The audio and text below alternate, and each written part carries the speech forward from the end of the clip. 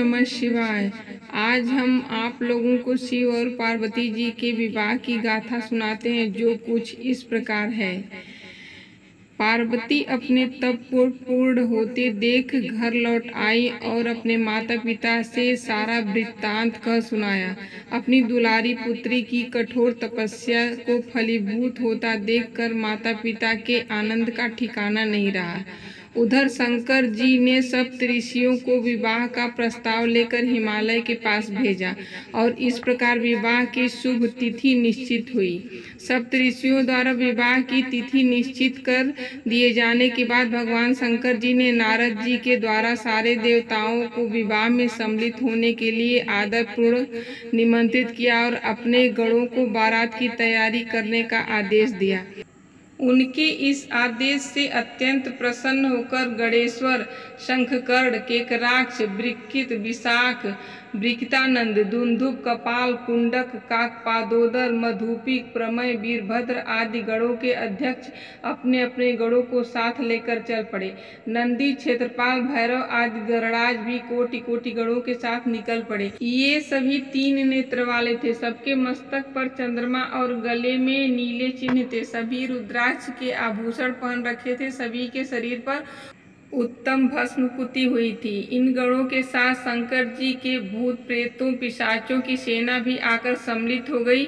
इनमें डाकिनी, शाकिनी, यातुधाल, बेताल, ब्रह्मराक्षस आदि भी शामिल थे। इन सभी के रंग रूप, आकार प्रकार, चेष्टाएं, वेशभूषा, हाव भाव आदि सभी कुछ अत्यंत विचित्र थे। किसी के मुख ही नहीं था और किसी के बहुत से मुख थे। कोई बिना हाथ पैर के था तो कोई बहुत से हाथ पैरों वाला था। किसी के बहुत सी आंखें थी और किसी के पास एक भी आंख नहीं थी। किसी के मुख गधे की तरह, किसी का सियार की तरह, किसी का कुत्ते की तरह था। उन सब ने अपने अंगों में ताजा खून लगा रखा था। कोई अत्यंत पवित्र और कोई अत्यंत विभत्स तथा अपवित्र गणवेश धारण किए हुए था। उनके आभूषण बड़े ही डरावने थे।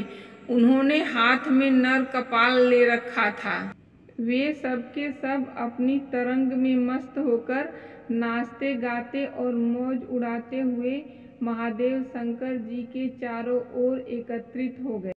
चंडी देवी बड़ी प्रसन्नता के साथ उत्सव मनाती हुई भगवान रुद्रदेव की बहन बनकर वहां आ पहुंची। उन्होंने सर्पों के आभूषण पहन रखे थे।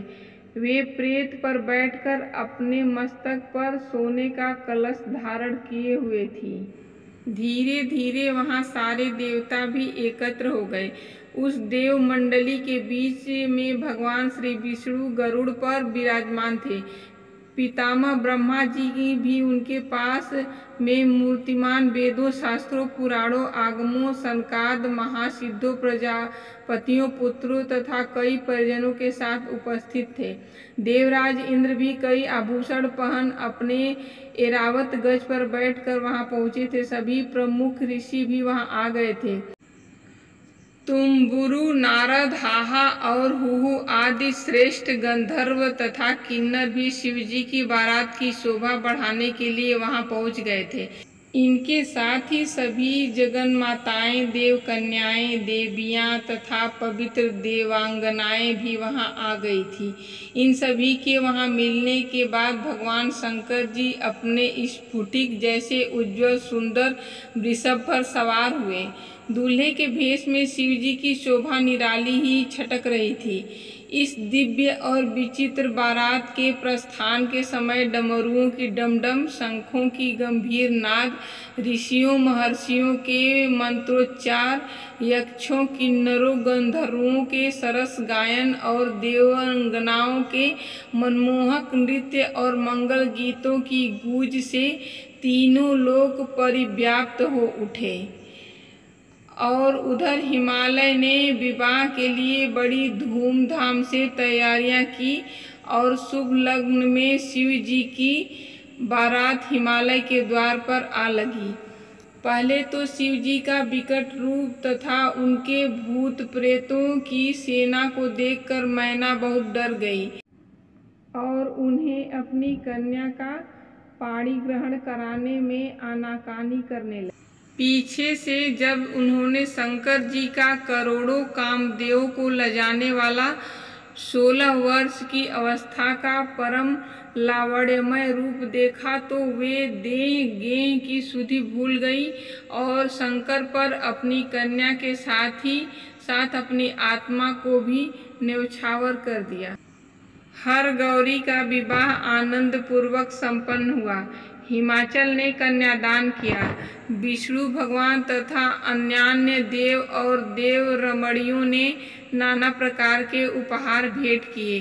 ब्रह्मा जी ने वेदोक्त रीति से विवाह करवाया।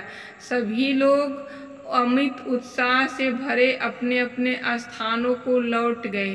तो दोस्तों, आप लोगों को कैसी लगी हमारी ये शंकर पार्वती जी की विवाह की गाथा, कमेंट में ज़रूर बताइएगा।